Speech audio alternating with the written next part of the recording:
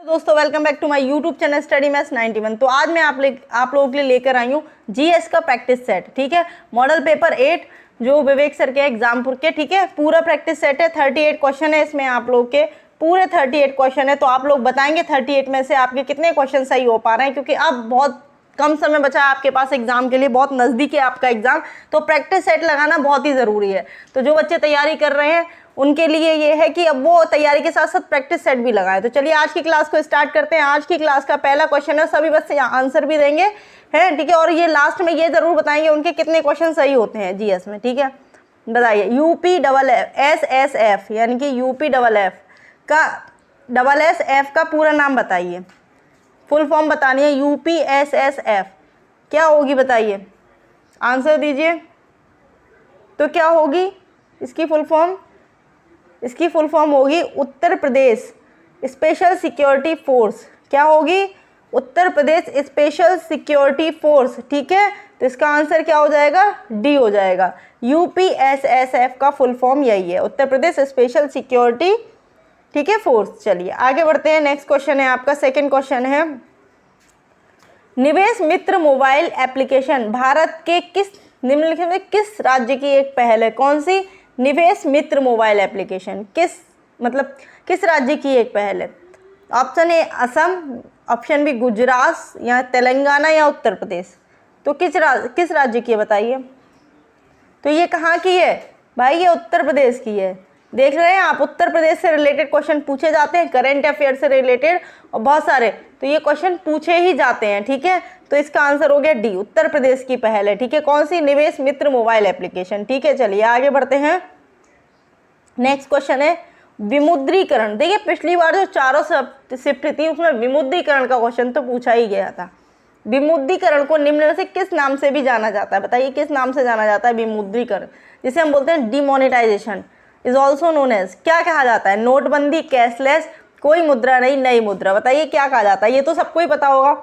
ठीक है, क्या कहा जाता है? नोटबंदी 2016 में हुई थी, आप सभी को पता है। ठीक है, चलिए आगे बढ़ते हैं। नेक्स्ट क्वेश्चन है आपका, उत्तर प्रदेश राजस्व संहिता 2006 के अनुसार एक अवधि या एक पट्टे वचनबद्ध या अनुदान के तहत धारित भूमि खंड को निम्न से क्या कहा जाता है? दोबारा क्वेश्चन देख लीजिए। 2006 के अनुसार एक अवधि या एक पट्टे वचनबद्ध या अनुदान के तहत धारित भूमि खंड को क्या कहा जाता है? बताइए। समेकित, कृषि भूमि, बाग भूमि या धृति। तो क्या कहा जाता है? तो क्या कहा जाता है? धृति। ठीक है, ऑप्शन डी बिल्कुल ठीक है, धृति कहा जाता है। ऑप्शन डी इसका बिल्कुल ठीक आंसर है। ठीक है, चलिए आगे बढ़ते हैं। नेक्स्ट क्वेश्चन देखते हैं अभी। चलिए नेक्स्ट क्वेश्चन है आपका, ईमेल में, किसमें? ईमेल में भरोसेमंद स्रोत बनकर दुर्भावनापूर्ण कारणों के लिए संवेदनशील जानकारी जैसे यूजर नेम, पासवर्ड और क्रेडिट कार्ड विवरण, क्या user name, password, credit card विवरण आदि प्राप्त करने का प्रयास क्या कहलाता है? बताइए। सोर्सिंग, लोसिंग, चीटिंग या फिशिंग। ईमेल में भरोसेमंद स्रोत बनकर, है ना, दुर्भावनापूर्ण कारणों के लिए संवेदनशील जानकारी, जो हमारी ये संवेदनशील जानकारी होती है जो हम किसी को नहीं देते हैं, ठीक है, इसको हासिल करने वाले, इसका मतलब आदि को प्राप्त करने वाले को, प्रयास करने वालों को क्या कहते हैं? तो क्या कहते हैं? इसको कहते हैं फिशिंग। क्या कहते हैं? फिशिंग कहते हैं। ऑप्शन डी बिल्कुल ठीक है, इसको फिशिंग कहते हैं। ठीक है, चलिए आगे बढ़ते हैं। अब बताइए टका किस देश की मुद्रा है? बताइए टका किस देश की मुद्रा है? बताइए। तो टका कहाँ की है भाई? सबको पता है टका कहाँ की मुद्रा है। तो टका कहाँ की मुद्रा है भाई? बांग्लादेश की मुद्रा है। टका कहाँ की मुद्रा है? बांग्लादेश की। ऑप्शन बी बिल्कुल ठीक है। बताइए। अच्छा बताइए थाईलैंड की मुद्रा क्या है? बताइए थाईलैंड की मुद्रा क्या है? थाईलैंड की मुद्रा क्या है? बताइए, सब लोग आंसर दीजिए ना। तो क्या है थाईलैंड की मुद्रा? बेहत। ठीक है, बेहत। ठीक है, चलिए आगे बताइए। और बताइए तुर्की की मुद्रा बताइए। तुर्की की मुद्रा कल भी बताई थी मैंने आपको, तुर्की की मुद्रा।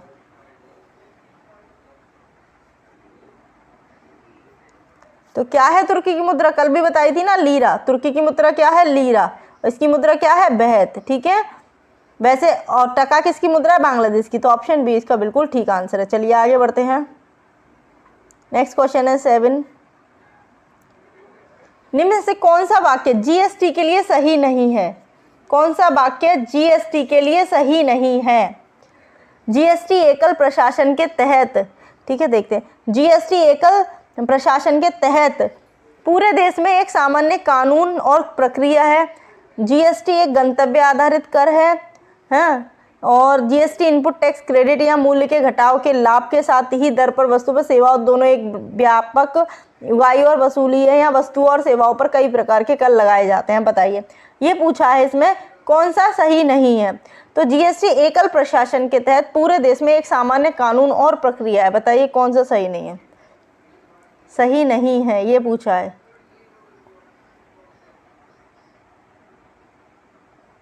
इसका आंसर क्या हो गया? इसका आंसर हो गया ए। ये आपका बिल्कुल सही नहीं है। बाकी जीएसटी एक गंतव्य आधारित कर है, ठीक है, जीएसटी इनपुट, ये सब सही है, बाकी ये आपका गलत है। तो आंसर ए ऑप्शन बिल्कुल ठीक हो गया। चलिए आगे बढ़ते हैं। नेक्स्ट है आपका, निम्न में से कौन सा बंदरगाह कच्छ गुजरात में स्थित है? कौन सा बंदरगाह कच्छ गुजरात में स्थित है? बताइए। कांडला बंदरगाह, दीनदयाल बंदरगाह जिसे कहते हैं, पारादीप, जवाहरलाल नेहरू, मोमगांव। बताइए। तो बताइए गुजरात में कौन सा है? तो सबको पता है कांडला बंदरगाह कहाँ है? गुजरात में। तो आंसर क्या हो गया? ऑप्शन ए बिल्कुल ठीक हो गया। अच्छा बताइए, पारादीप बंदरगाह कहाँ है? पारादीप बंदरगाह कहाँ है? बताइए, आप लोग आंसर दीजिए।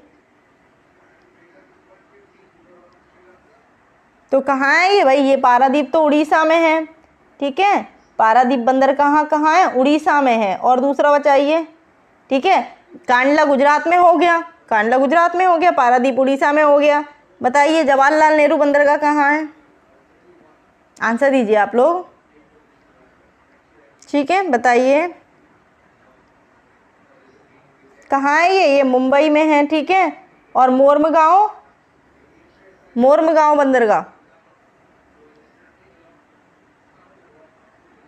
बताइए। तो ये कहाँ है? ये गोवा में है। ये कहाँ है? गोवा में, ठीक है। तो सब याद रखना, कुछ भी पूछा जा सकता है। चलिए आगे बढ़ते हैं, ठीक है, चलिए आगे बढ़ते हैं। नेक्स्ट क्वेश्चन है आपका, हाल ही में अमित शाह ने निम्न किस स्थान पर national cooperative dairy federation of India, ठीक है, क्या है? National cooperative dairy federation of India के मुख्यालय का आधारशिला रखी है। यानी कि मुख्यालय पूछा गया है, लेकिन थोड़ा घुमा फिरा के। बताइए कहाँ पे रखी है? आनंद, जयपुर, बेंगलुरु, गांधीनगर। तो कहाँ रखी है? गांधीनगर में। ऑप्शन डी बिल्कुल ठीक है, गांधीनगर, ठीक है। चलिए आगे बढ़ते हैं। निम्न में से कौन सा पुरस्कार सहकारी और दुग्ध उत्पादक कंपनियों को आगे बढ़ने और प्रतिस्पर्धी भावना पैदा करने के लिए प्रेरित दिया जाता है? बताइए कौन सा दिया जाता है जो सहकारी और दुग्ध उत्पादक कंपनियों को आगे बढ़ने के लिए दिया जाता है? बताइए। राष्ट्रीय गोपाल रत्न पुरस्कार, अर्जुन पुरस्कार, ध्यानचंद। तो देखिए ये तीन तो मैंने आपको कल ही पढ़ाए हैं, आप लोगों ने क्लास देखी होगी, जिसने उसे पता होगा अर्जुन पुरस्कार क्यों दिया जाता है, ध्यानचंद क्यों दिया जाता है, द्रोणाचार्य, ठीक है। बाकी राष्ट्रीय गोपाल रत्न पुरस्कार दूध के लिए दिया जाता है, दुग्ध उत्पादक, ठीक है। तो ऑप्शन ए बिल्कुल ठीक है 10 का, ठीक है। चलिए आगे बढ़ते हैं। नेक्स्ट क्वेश्चन है 11, केंद्रीय मंत्रिमंडल ने हाल ही में भारत और निम्न से किस देश के बीच प्रवासन गतिशीलता समझौते को मंजूरी दी है? बताइए किसके साथ? तो भारत और इटली, ऑप्शन बी बिल्कुल ठीक है, भारत और इटली। चलिए आगे बढ़ते हैं। नेक्स्ट क्वेश्चन है आपका, हाल ही में भारतीय नौसेना का फास्ट अटैक क्राफ्ट INS, कौन सा क्राफ्ट है? INS, ठीक है। कौन सा है? फास्ट अटैक कावरा, INS कावरा किस स्थान पर पहुंचा है? बताइए किस स्थान पर पहुंचा है कावरा? लिखा नहीं जा रहा इसमें, बताइए किस स्थान पर पहुंचा है? ऑप्शन बताइए। कोलंबो श्रीलंका, माले मालदीव, जेबेल अली बंदरगाह UAE और मातर बारी बंदरगाह बांग्लादेश। तो कहाँ पहुंचा है? कोलंबो श्रीलंका पहुंचा है। ऑप्शन ए बिल्कुल ठीक है, कोलंबो श्रीलंका पहुंचा है, ठीक है। चलिए आगे बढ़ते हैं। निम्नलिखित में से कौन खुदाई खिदमतगार का संस्थापक था? कौन सा खुदाई खिदमतगार का संस्थापक कौन था? खान अब्दुल गफ्फार खान, बदरुद्दीन तैयब जी, मौलाना आज़ाद या मोहम्मद अली जिन्ना। तो कौन थे? खान अब्दुल गफ्फार खान। ऑप्शन ए बिल्कुल ठीक है, खान अब्दुल गफ्फार खान थे खुदाई खिदमतगार का संस्थापक, ठीक है। चलिए आगे बढ़ते हैं। निम्न से किसने हाल ही में कोची लक्षद्वीप समूह पर सबमरीन ऑप्टिकल फाइबर कनेक्शन का उद्घाटन किया है? श्री राजनाथ सिंह ने, डॉक्टर एस जयशंकर ने, या अमित शाह ने, श्री नरेंद्र मोदी ने? किसने किया है बताइए? तो किसने किया है? श्री नरेंद्र मोदी ने, यानी कि ऑप्शन डी, पीएम हमारे हैं नरेंद्र मोदी जी, उन्होंने किया है। ठीक है, चलिए आगे बढ़ते हैं। पौधे के बाद डायरेक्ट जीएस स्टार्ट होती है 127 से। ठीक है, चलिए आगे बढ़ते हैं। निम्नलिखित में से कौन सी भारत के पूर्वी तट पर स्थित खारे पानी की सबसे बड़ी लैगून झील है? बताइए।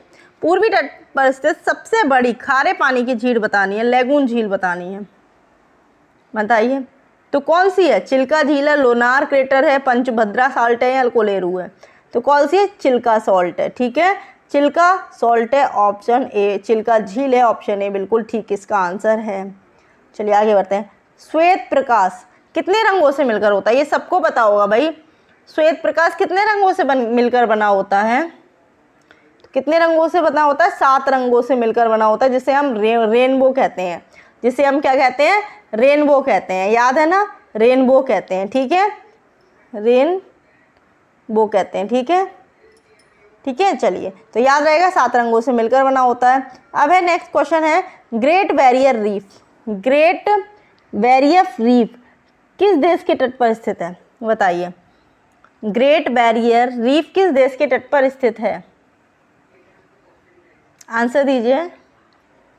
तो किसके तट पर स्थित है? ऑस्ट्रेलिया। आंसर क्या है इसका? बी है।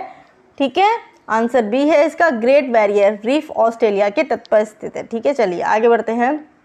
नेक्स्ट क्वेश्चन है 130। निम्नलिखित में से कौन 1946 में यानी 1946 में भारत की संविधान सभा के अध्यक्ष थे? आंसर दीजिए। 1946 में भारत की संविधान सभा के अध्यक्ष कौन थे? Doctor Rajendra Prasad, doctor B R. Ambedkar, Jawaharlal Nehru, या सरदार वल्लभ भाई पटेल?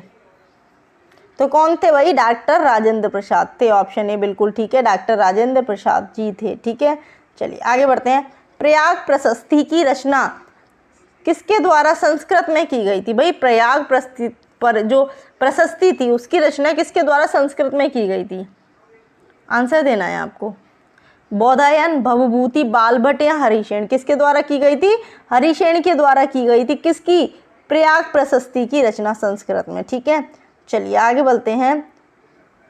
अंगूर की खेती, उपज और कटाई को निम्न से किस नाम से जाना जाता है? अंगूर की खेती को किस नाम से? बहुत इंपॉर्टेंट है, बताइए किस नाम से जाना जाता है?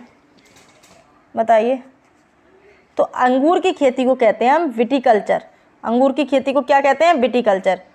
अंगूर की खेती को क्या कहते हैं? विटीकल्चर कहते हैं। समझ में आया? अच्छा अब बताइए, हॉर्टिकल्चर किसकी खेती को कहते हैं? कल के पेपर में था ना हॉर्टिकल्चर, बताइए। तो बागवानी को कहते हैं हॉर्टिकल्चर। बागवानी को क्या कहते हैं? हॉर्टिकल्चर। बागवानी को हॉर्टिकल्चर कहते हैं। ठीक है, जिसमें फलों, आम है ना, इनकी सब्जियों, इनकी सब कटाई और उपज होती है। ठीक है, हॉर्टिकल्चर। विटीकल्चर अंगूर की खेती। अच्छा बताइए, पिसीकल्चर किसे कहते हैं? पिसीकल्चर किसके लिए कहते हैं? आंसर दीजिए आप लोग भी। तो मत्स्य पालन को, किसको? मत्स्य पालन को क्या कहते हैं? पिसीकल्चर कहते हैं। मत्स्य पालन को, है ना, पिसीकल्चर कहते हैं। चलिए आगे बताइए, सेरीकल्चर को क्या कहते हैं? सेरीकल्चर को, सेरीकल्चर किससे संबंधित है? तो रेशम के लिए। ठीक है, रेशम उत्पादन के लिए। ठीक है, रेशम उत्पादन के लिए, या रेशम कीट पालन इसे लिख सकते हैं हम, रेशम कीट पालन। ठीक है, तो ये चारों याद हो गई, रेशम कीट पालन। ठीक है, चलिए आगे बढ़ते हैं। उम्मीद है अच्छी लग रहे होंगे क्वेश्चन। ठीक है, बेलाडीला की पहाड़ियाँ कौन सी? बेलाडीला की पहाड़ियाँ बैल के कुवड़ की तरह दिखती हैं, ये किस राज्य में स्थित है? बताइए। कुवड़ की तरह दिखती है, किस राज्य में स्थित है? बताइए। कर्नाटक, केरल, या फिर तमिलनाडु, या छत्तीसगढ़? बताइए, आंसर दीजिए। तो कहाँ पर है ये कहाँ पर है? ये है आपके छत्तीसगढ़ में। ऑप्शन डी बिल्कुल ठीक है। ठीक है, छत्तीसगढ़ में है। ठीक है, कहाँ पर है? छत्तीसगढ़ में। बहुत ही इंपॉर्टेंट है बेलाडीला की पहाड़ियाँ, याद रखेंगे। चलिए आगे बढ़ते हैं। आगे बढ़ते हैं। निम्न में से किसके द्वारा निर्मित, नेक्स्ट क्वेश्चन है, निम्न में से किसके द्वारा निर्मित समुद्र के एक संकीर्ण चैनल द्वारा श्रीलंका भारत से अलग होता है? बताइए श्रीलंका भारत से कौन से चैनल के द्वारा अलग होता है? मैसीना जलमरोड़, मकासर, पाक या मन्नार की खाड़ी, 8 डिग्री चैनल। बताइए बताइए आंसर दीजिए। तो किससे होता है भाई? सबको पता है, पाक स्टेट या फिर मन्नार की खाड़ी जिसे बोलते हैं। तो इसका ऑप्शन सी बिल्कुल ठीक हो गया। इसका आंसर क्या हो गया? बिल्कुल ठीक हो गया। 8 डिग्री चैनल किस किस को अलग करता है बताना, बताओ आंसर दो। 8 डिग्री चैनल किसको अलग करता है? तो ये भारत को मालदीव से अलग करता है। ठीक है, भारत को मालदीव से अलग करता है, ये भी याद रखना है आपको, इंपॉर्टेंट है, कभी कभी पूछ लिया जाता है। ठीक है, कभी कभी पूछ लिया जाता है। ठीक है, चलिए याद रहेगा ना, याद रहेगा। ठीक है, चलिए आगे बढ़ते हैं। सोनपुर पशु मेला हर वर्ष, कौन सा सोनपुर पशु मेला हर वर्ष भारत के किस राज्य में आयोजित किया जाता है? बताइए। सोनपुर पशु मेला, सोनपुर पशु मेला हर वर्ष कहाँ आयोजित किया जाता है? आंसर दीजिए। सांस्कृतिक कार्यक्रम है ये एक। बताइए। उड़ीसा, सिक्किम, असम, बिहार। तो कहाँ पे होता है ये? तो ये बिहार में होता है भाई। ये कहाँ होता है? बिहार में होता है। ठीक है, कहाँ होता है? बिहार में होता है, और सोनपुर में होता है इसीलिए कहते हैं। ठीक है, तो याद रहेगा, ऑप्शन डी बिल्कुल ठीक है इसका आंसर। चलिए आगे बढ़ते हैं। विश्व पुस्तक दिवस प्रत्येक वर्ष किस दिन मनाया जाता है? विश्व पुस्तक दिवस बताइए। तो कब मनाया जाता है? ये 23 अप्रैल को मनाया जाता है। कब मनाया जाता है? 23 अप्रैल को। ऑप्शन डी बिल्कुल ठीक है। चलिए आगे बढ़ते हैं, चलिए आगे बढ़ते हैं। नेक्स्ट क्वेश्चन है 137। नेक्स्ट क्वेश्चन है आपका, निम्न से किस राज्य के कुछ हिस्सों में 400 साल पहले नहर सिंचाई की एक स्थानीय प्रणाली विकसित हुई थी जिसे कुल्ह कहा जाता है? क्या कहा जाता है? कुल्ह कहा जाता है। केरल, हिमाचल प्रदेश, कर्नाटक या गुजरात? बताइए। तो कहाँ हुई थी ये? हिमाचल प्रदेश में हुई थी। ऑप्शन बी इसका बिल्कुल ठीक आंसर है, हिमाचल प्रदेश। ठीक है, चलिए नेक्स्ट क्वेश्चन है, भारत में जनगणना संगठन के लिए सर्वोच्च पद कौन सा होता है? जनगणना संगठन के लिए वरिष्ठ तकनीकी निदेशक, उप महारजिस्ट्रार, ठीक है, या फिर महारजिस्ट्रार, और जनगणना आयुक्त, या भारत। ठीक है, भारत। फिर जनगणना अधिकारी। बताओ कौन होता है? तो कौन होता है भाई? महारजिस्ट्रार और जनगणना आयुक्त भारत। ठीक है, ठीक है, तो ऑप्शन सी बिल्कुल इसका ठीक आंसर है। चलिए आगे बढ़ते हैं। कुमार संभव, ठीक है, कुमार संभव इनमें से किस लेखक की साहित्यिक कृति है? अब ये सोच रहे हैं हिंदी का, ये हिंदी का नहीं है, ये लेखक पूछ लिया गया आपके जीएस में।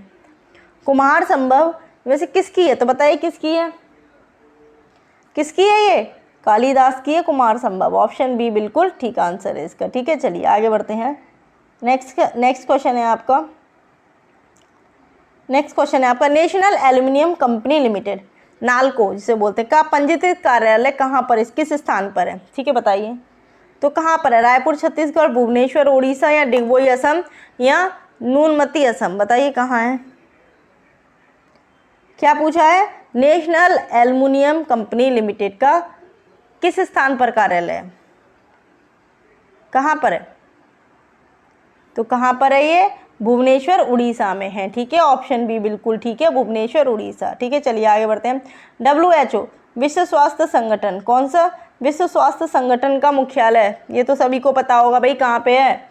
विश्व स्वास्थ्य संगठन जिनेवा स्विट्जरलैंड में। इसको तो बताने की ज़रूरत ही नहीं है, जिनेवा स्विट्जरलैंड में। और हेडक्वार्टर की क्लास में आपको बना दूंगी जल्दी, आज नहीं कल बना के दे दूंगी, जिसमें सारे हेडक्वार्टर होंगे जो बहुत इंपॉर्टेंट है, आपके एग्जाम में पूछे ही पूछे जाते हैं हेडक्वार्टर। ये डेफिनेट है जीएस का पोर्शन। ठीक है, तो मैं बता दूंगी। अभी जनगणना की क्लास भी लानी है। किसी देश के शहरी क्षेत्रों में रहने वाली अनुपातिक जनसंख्या को वृद्धि को क्या कहा जाता है? ये पूछा जाता है बार बार जनगणना से। क्या कहा जाता है बताइए? ग्रामीकरण, औपनिवेशीकरण, अनियोजित विकास, या शहरीकरण? तो क्या कहा जाता है? तो ये कहा जाता है शहरीकरण, अर्बनाइजेशन। ठीक है, ऑप्शन डी बिल्कुल ठीक है, शहरीकरण। ठीक है, समझ में आ रहा है? तो ऑप्शन डी इसका आंसर हो गया 142 का। चलिए आगे बढ़ते हैं। नेक्स्ट, उत्तर प्रदेश में स्थित भदोही इनमें से किस कला के लिए प्रसिद्ध है? भाई भदोही, देखिए मैंने ये क्लास कराई है, लेकिन भदोही वाला सही नहीं था पूरा, और जो क्वेश्चन रह गए वो मैं करा दूंगी। चमकीले मिट्टी के बर्तन के लिए साड़ी बुनाई के लिए, चिकनकारी, कालीन बुनाई के लिए, बताइए। ये भदोही कराई है मैंने, जिन्हें क्लास देखी होगी उन्हें पता होगा। तो कालीन बुनाई के लिए, ठीक है। कारपेट जो वीविंग होती है, ऑप्शन डी बिल्कुल ठीक है, कालीन बुनाई के लिए भदोही, ठीक है। चलिए आगे बताइए, निम्न से कौन सा उत्तर प्रदेश का राष्ट्रीय वृक्ष है? बताइए भाई कौन सा है, बताइए। तो कौन सा है भाई? अशोक का वृक्ष। अशोक का वृक्ष जो है वो राज्य वृक्ष है हमारे यहाँ का, यूपी का, ठीक है। तो ऑप्शन डी बिल्कुल ठीक हो गया। चलिए आगे बढ़ते हैं। नेक्स्ट क्वेश्चन है 45 रह गया, हाँ ये रहा 45, ठीक है।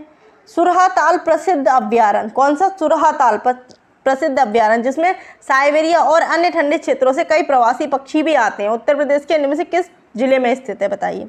संत कबीर नगर, गोंडा, एटा, बलिया, बताइए। सुरहा ताल तो कहाँ पर है सुरहा ताल? बताइए ये कहाँ पर है? बलिया में, ऑप्शन डी बिल्कुल ठीक है। सुरहा ताल पक्षी अभ्यारण्य बलिया में, ऑप्शन डी इसका बिल्कुल ठीक आंसर है। चलिए आगे बढ़ते हैं।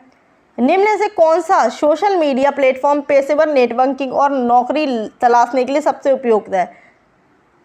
लिंक्डइन, इंस्टाग्राम, स्नैपचैट या फिर फेसबुक, बताइए। तो देखिए फेसबुक तो है नहीं, इंस्टाग्राम है नहीं, स्नैपचैट है नहीं, कौन सा है? लिंक्डइन। तो ऑप्शन ए बिल्कुल ठीक है, जिस पे आप नौकरी सर्च कर सकते हैं, सोशल मीडिया प्लेटफॉर्म है, ठीक है। चलिए आगे बढ़ते हैं। 147 नेक्स्ट क्वेश्चन है, मथुरा निम्न से किसकी जन्मस्थली जिसे ब्रजभूमि के नाम से जाना जाता है? ये तो भाई सबको पता है, बच्चे बच्चे को पता है, भगवान कृष्ण की, ऑप्शन सी बिल्कुल ठीक है। बहुत इजी क्वेश्चन दे दिया ना। अकबर का मकबरा किस स्थान पर स्थित है? ये बताइए, अकबर का मकबरा किस स्थान पर स्थित है? तो जो अकबर का मकबरा है वो सिकंदरा में है, आगरा के सिकंदरा में ही स्थित है, ऑप्शन डी बिल्कुल ठीक है इसका, अकबर का मकबरा सिकंदरा में स्थित है, ठीक है। चलिए आगे बढ़ते हैं। इनमें से उत्तर प्रदेश का कौन सा प्रसिद्ध लोक नृत्य धान और मक्के की खेती के दौरान किया जाता है? जो धान और मक्के की खेती के दौरान किया जाता है उसे कौन सा प्रसिद्ध लोक नृत्य कहते हैं? कजरी, हुरका बैल, रसिया या चरकुला? तो कौन सा कहते हैं? हुरका बैल। कौन सा कहते हैं? हुरका बैल, ऑप्शन बी बिल्कुल ठीक है, ठीक है। चलिए आगे बढ़ते हैं। बनारस हिंदू विश्वविद्यालय की स्थापना पंडित मदन मोहन मालवीय ने निम्न से किसके सहयोग से की थी? बताइए। बनारस हिंदू विश्वविद्यालय की स्थापना पंडित मदन मोहन मालवीय ने किसके सहयोग से की थी? Doctor Annie Besant, madam Bhikaiji Cama और रविंद्रनाथ टैगोर, सरदार वल्लभ भाई पटेल, बताइए किसके सहायता से की थी? तो डॉक्टर एनी बेसेंट की सहायता से की थी, ऑप्शन ए बिल्कुल ठीक है। डॉक्टर एनी बेसेंट की सहायता से बनारस हिंदू विश्वविद्यालय की मदन मोहन मालवीय जी ने क्या की थी? नींव रखी थी और बनाया था। तो ये थे आपके 38 क्वेश्चन। अब बताइए आप इसमें से आपके कितने क्वेश्चन सही होते हैं। अगर आपके 25 प्लस क्वेश्चन सही हो रहे हैं, 20 भी क्वेश्चन सही हो रहे हैं तो बहुत अच्छा स्कोर है आपका, आप अच्छे से कर ले जाइए। हिंदी और रीजनिंग पे भी अपनी पकड़ बनाइए, आपका सिलेक्शन हो जाएगा। यकीन मानो अगर आप इस तरह से पढ़ रहे हैं आपका सिलेक्शन हो जाएगा, ठीक है। तो आज की क्लास आपको कैसी लगी कमेंट बॉक्स में ज़रूर बताना। क्लासेस चल रही हैं, पढ़ते रहिए, ध्यान रखिए अपने स्वास्थ्य का, बस अच्छे से आप लोग एग्जाम दीजिए, उसके बाद सिलेक्शन जब वर्दी मिल जाए तो एक बार आप लोग सुकून की सांस ले पाएंगे, है ना। चलिए आज की क्लास को यही समाप्त करते हैं। क्लास कैसी लगी ज़रूर बताइएगा और क्लास को ज़्यादा से ज़्यादा शेयर कर देना और जो लोग नए हैं वो सब्सक्राइब कर लेना, ठीक है। तो जय हिंद, जय भारत।